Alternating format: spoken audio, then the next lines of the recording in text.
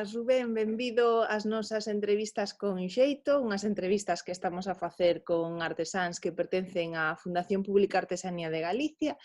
Hoxe queremos coñecer o teu xeito, a forma na que traballas con Druida, que é o teu proxecto. Contanos en que consiste.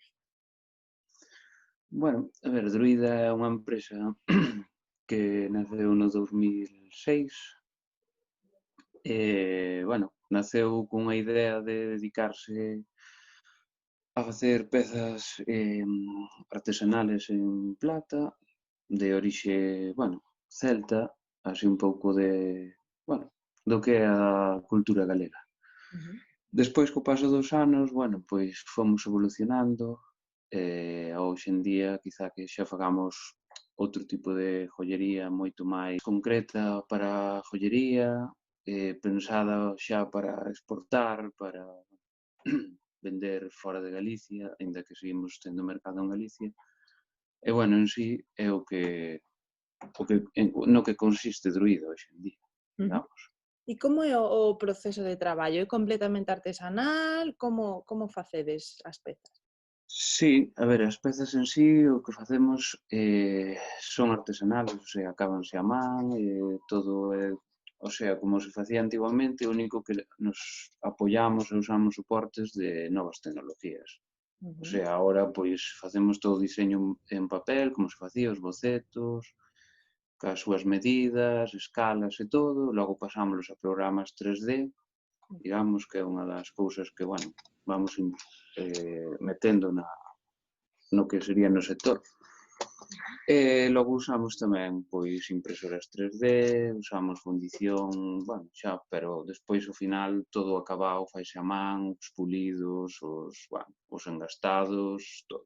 Ao final usamos, sigue sendo tradicional, digamos que agora mesmo fáense as pezas, sobre todo as últimas coleccións que sacamos, digamos que se fan cantidades máis pequenas e máis cuidadosamente, máis mimadas para o cliente, non é como se viñeran de China ou de un sitio.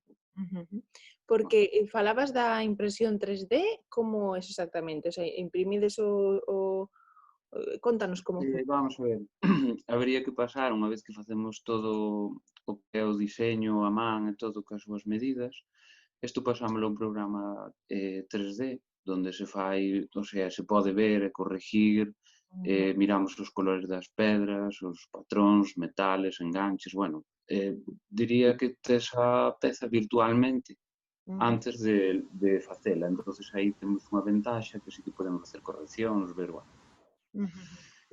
Isto que pasa que unha vez que está así, pasámoslo a un formato que lle chaman STL e logo pasaría a máquina de impresión, que vai imprimindo por capas o que sería a peza, que logo pois xa pasaríamos a un molde e volveríamos outra vez ao sistema antigo de toda a vida. E o tipo de material, a inspiración, contanos un pouco por onde vos movedes. Bueno, a ver, o tipo de material que solemos usar suele ser sempre plata e ouro. Despois usamos pedra natural na maioría de pezas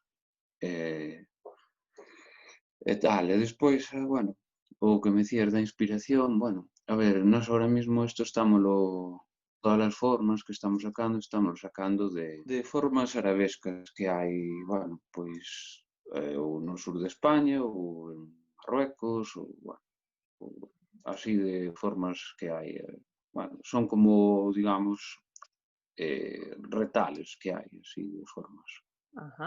Non sei se tes por aí algunha peza que nos poidas ensinar para ver mellor así o vosso traballo.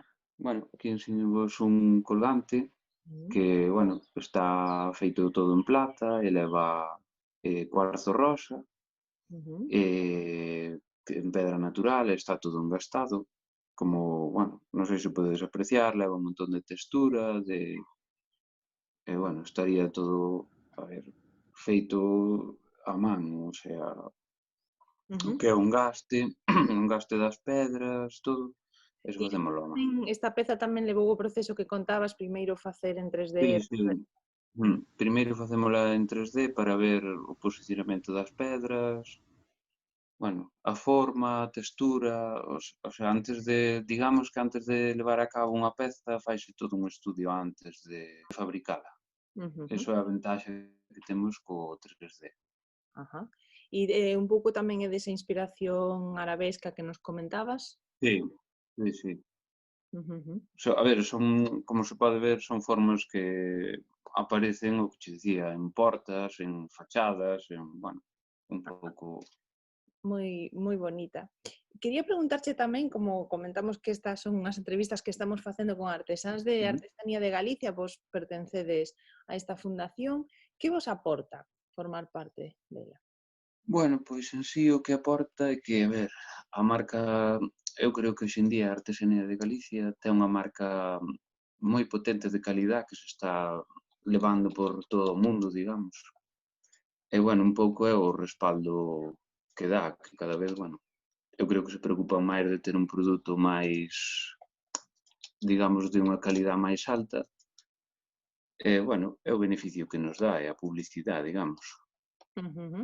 Onde podemos atopar ese xénero de calidade exclusivo? Non sei se tendes páxina web, Bueno, redes sociais. eh, temos páxina web que é druida.eg Ujú, e logo temos un Instagram que é druidajoias, ujú, druida /joias, donde, bueno, podedes ver os produtos e logo para encontralos e mercalos sería nas tiendas. O que temos que sempre nos dedicamos profesionalmente a tiendas, non temos venta por internet, nin, o sea, todo o que temos por internet é como para mostrar o que facemos, que a xente, a ver, incluso na web proximamente haberá un vídeo onde se ve como se diseña a peza, faise, bueno, os ujú, procesos, parte dos procesos que hai, para que a xente, bueno, empece a valorar máis o produto que se fai aquí, digamos. ujú. Esas tendas están por toda Galicia ou por onde podemos atopar? Sí, hai por Galicia, polo norte de España, en principio. Ujú, ujú. Moi ben, pois aí estaremos atentos ás vosas redes e á vosa página web para ver ese vídeo que seguro que é moi interesante. Moitísimas grazas polo voso tempo e por contarnos como traballades e moita sorte para ese obxectivo de conseguir esas pezas exclusivas e chegar a toda esa xente. Vale, pois moitas grazas a vos e igualmente.